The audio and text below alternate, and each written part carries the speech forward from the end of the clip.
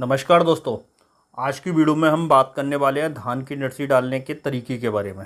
कौन से वो तरीके हैं जिससे हम स्वस्थ नर्सरी तैयार कर सकते हैं, और इस वीडियो में हम बात करेंगे धान की नर्सरी डालने का सही समय क्या है, कौन से तरीके जो प्रगतिशील किसान या बड़े किसान अपनाते हैं और धान की स्वस्थ नर्सरी तैयार करते हैं। इस बारे में ही हम इस वीडियो में बात करेंगे।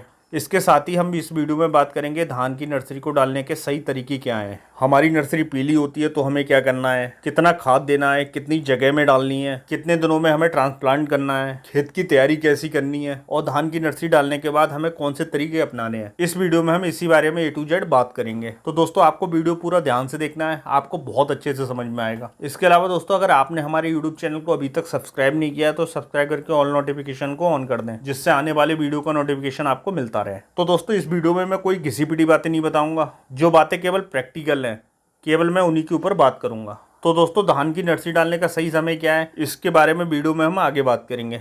सबसे पहले हम बात करते हैं धान की नर्सरी के लिए हमें खेत कैसे तैयार करना है। हम शुरुआत से शुरू करते हैं और बेसिक से लेकर हम एडवांस तक बात करते हैं। तो दोस्तों सबसे पहले हमें खेत की जुताई करनी है। जिस खेत में हमें नर्सरी डालना है उस खेत की हमें कम से कम गहरी जुताई करनी है। जुताई करने से फ़ायदा ये होता है कि आपके खेत में जो अब तक प्यूपा, अंडे या निमोटोड की समस्या होती है, या इसके अलावा जो भी खरपतवार आपके खेत में है, वो ख़त्म हो जाते हैं। और आप जिस खेत में धान की नर्सरी तैयार करना चाह रहे हो उस खेत का कम से कम 2 से 3 पलेवा करो, जिससे जितने भी खरपतवार हैं वो आपके जम आएंगे और इसके बाद आप धान की नर्सरी के लिए खेत तैयार कर सकते हो। कई सारे किसान क्या करते हैं कि धान की नर्सरी में DAP, यूरिया या जिंक या फिर कोई माइक्रोन्यूट्रिएंट्स देना होता है उन्हें, तो धान की नर्सरी जमने के बाद डालते हैं। लेकिन ये तरीका बिल्कुल 100% सही नहीं है। आपको DAP, यूरिया, जिंक या माइक्रोन्यूट्रिएंट्स जो भी डालने हैं वो आखिरी जुताई में आप डाल सकते हो। इसके बाद ही आप अपनी धान की नर्सरी को डालो। अब किसान भाई थोड़ा आगे बढ़ते हैं। आपको बीज कोई टॉप क्लास कंपनी का ही लेना है, क्योंकि यहाँ पर बहुत ज़्यादा मैटर करता है कि आपने लागत पूरी दी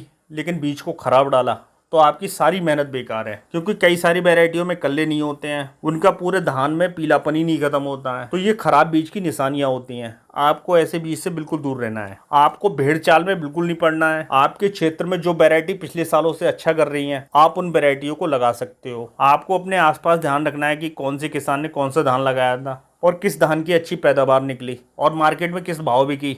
ये सारी चीज़ें आपको पता होना बहुत ज़रूरी है और आप इसी हिसाब से धान की नर्सरी को डालो। तो किसान भाइयों हमें टॉप क्लास बीज ही लेना है और इसे आप कम से कम 24 घंटे तक भिगो कर रखें। और भिगोते समय जो धान का बीज ऊपर तैर रहा है पानी में, उसे आपको बिल्कुल हटा देना है। आपको यहाँ पर बिल्कुल लालच नहीं करना है, इस बीज को तुरंत हटा देना है। अब इसके बाद पानी से निकाल कर आपको 24 से 36 घंटे टाट की बोरी में बांध कर रख देना है। और ये चीज़ आप पर डिपेंड करती है कि आपको कितने कल्ले चाहिए। अगर आप मेरी मानो तो अगर आपके क्षेत्र में बहुत ज़्यादा मौसम गर्म है, आपके क्षेत्र में तापमान बहुत ज़्यादा है, तो आप ज़्यादा कल्ले निकलने दो, उसके बाद ही धान की नर्सरी डालो। अगर हल्के कल्ले की नर्सरी आपने डाल दी तो इस समय धूप बहुत ज़्यादा पड़ती है, तेज़ धूप होती है और पछुआ हवा चलती है इस समय पर, तो जो हल्का सा कल्ला निकलता है वो तुरंत सूख जाता है। तो हमें बहुत अच्छे से ध्यान रखना है कि कल्ले हमारे ज़्यादा से ज़्यादा फूट जाएं, तभी हम धान की नर्सरी डालें, जिससे हमारे कल्ले मिट्टी को तुरंत पकड़ लें और ऐसे बीज में आपके मरने की समस्या नहीं आती है। किसान भाइयों कितनी बीज को हम कितनी जगह में डालें, तो आप कम से कम 10 किलो बीज को 25 गुणा 25 फुट में डाल सकते हो, मतलब कि 25 फुट लंबाई और 25 फुट चौड़ाई। अगर आप इस एरिया में डालते हो तो आप धान की अच्छी नर्सरी तैयार कर सकते हो। जब भी आप धान की नर्सरी डालने जा रहे हो तो शाम के समय ही डालो। आप यहाँ पर ध्यान रखिए कि कभी भी धान की नर्सरी को सुबह के टाइम में नहीं डालना है, जिससे हमारी धान की नर्सरी तेज धूप में खराब नहीं होगी। अब दोस्तों यहाँ पर हम धान की नर्सरी डाल चुके हैं, तो यहाँ पर आपको साथी का पौच लगाना है, जो UPL का साथी नाम से आपको मार्केट में मिल जाएगा। यहाँ पर आपको कोई ज़्यादा एडवांस खर्चा करने की जरूरत नहीं है, क्योंकि आपका इससे ही काम चल जाएगा। अब दोस्तों यहाँ पर हमारी धान की नर्सरी 15 दिन की हो गई है, तो यहाँ पर आप PI का नॉमिनी गोल्ड ले सकते हो, जिससे आप 10 ml दवाई को 15 लीटर पानी में छिड़क सकते हो। अब दोस्तों याद रखना है, आपकी धान की नर्सरी में अगर पीलापन आता है तो आप 250 ग्राम जिंक 33% ले सकते हो, मैग्नीशियम सल्फेट 500 ग्राम ले सकते हो और इसके साथ ही फेरस सल्फेट 500 ग्राम ले सकते हो। और आप इन तीनों को 2 किलो यूरिया में मार सकते हो। आप चाहें तो रेता मिट्टी में भी मिलाकर बिखेर सकते हो। अब दोस्तों वीडियो में बताए गए तरीके से अगर आप यहाँ तक धान की नर्सरी डालते हो तो यहाँ तक आप स्वस्थ नर्सरी डाल चुके हो। अब दोस्तों यहाँ पर हमें धान की नर्सरी को 20 से 21 दिन पर अपने खेत में ट्रांसप्लांट कर देना है। अब कई सारे किसान क्या करते हैं कि 25 से 30 दिन की उनकी नर्सरी होती है, तब जाकर वो खेत में रुपाई करते हैं, जिससे ना ही अच्छे कल्ले बनते हैं और आपके खेत का पीलापन भी जल्दी खत्म नहीं होता है, क्योंकि ज़्यादा बड़ी अगर नर्सरी होती है तो जड़ को अच्छे से नहीं पकड़ती है।